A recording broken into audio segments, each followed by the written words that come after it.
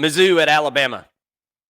Alabama, 13.5-point favorite. Trying to pick up the pieces, Mason. This is an Alabama team that's reeling.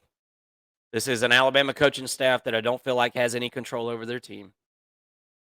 We saw more throwing fits on the sideline. We saw more, terrible penalty at the end of the Tennessee game. I mean, you put yourself in a 4th and 22 to try to keep yourself in the game. I mean, Alabama is in self-destruct mode right this second. T-Town is in complete turmoil. Coach DeBoer is soft as butter at this point. He's not a disciplinarian. There's a lot of things that Alabama is dealing with right now beyond football. And Jalen Milroe seems like he's fighting whatever ghosts are in his head right now. This is, I think, the worst we've seen him play really since he started playing in Alabama. Really just had a hard time being, just totally indecisive. But Mizzou has been a complete disappointment this season. I would have thought this offense would have been a whole lot better. I suspected it would take the defense a second to get going with the NFL talent that they lost. But we just have to be real. Mizzou's been a little bit disappointing this season.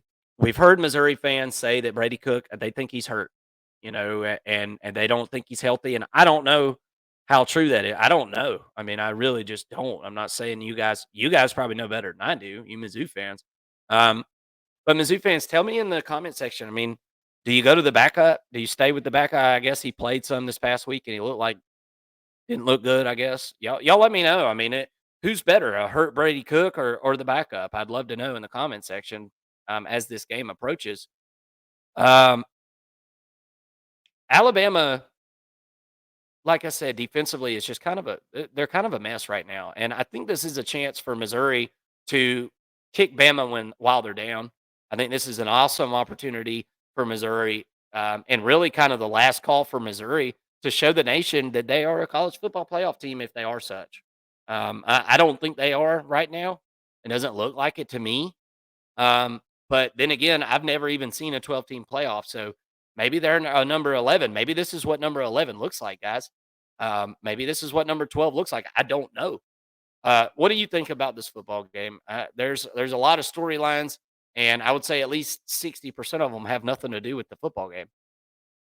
Yeah, well, first of all, Alabama's in wounded animal mode. I mean, absolutely. Two losses right now for the first time since 2008 or something like that at this point in the 7, season. yeah. Yeah, I mean, just a crazy transition now from Nick Saban to Kalen DeBoer.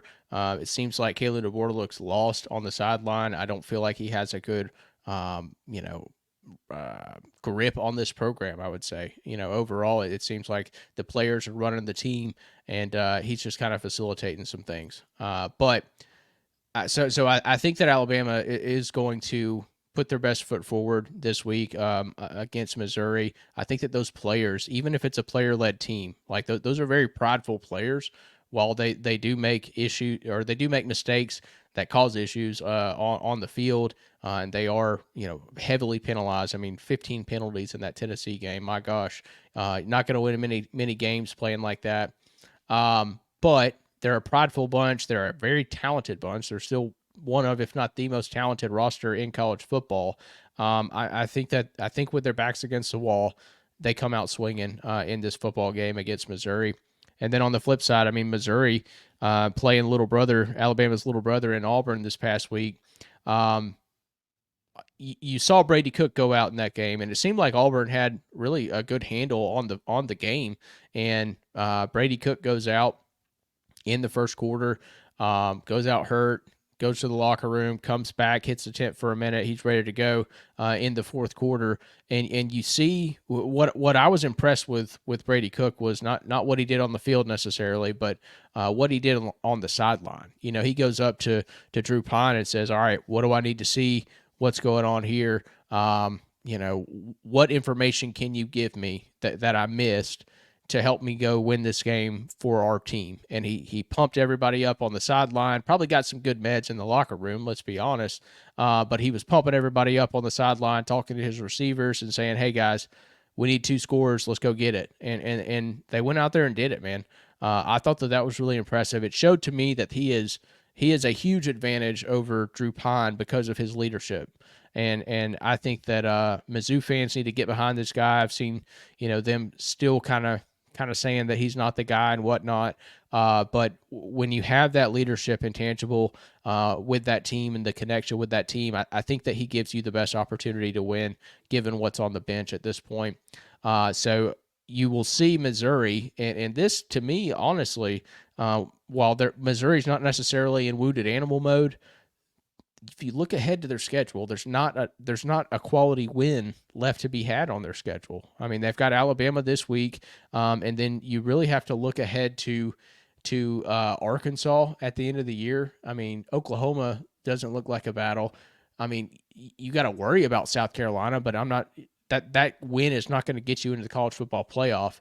Whereas Alabama, even though they're down this year, that's still a big team, a big brand, and it would certainly boost your resume if you're able to beat Alabama more than any other team on your schedule. So to me, this is a must-win for both teams, really. And I think you're gonna see some offensive fireworks. I would not be surprised if the over hits in this one. If Missouri is able to play consistent football on the offensive side of the football. They've been a little bit up and down so far this year, but I think you see a really competitive football game this week, and not sure who's going to win. We got to do some more digging, but on Tuesday's show, we'll give you our predictions. I really don't know where I'm leaning at this point. I can't even give you a lean right now, Mark, but I do think that it'll be a close football game.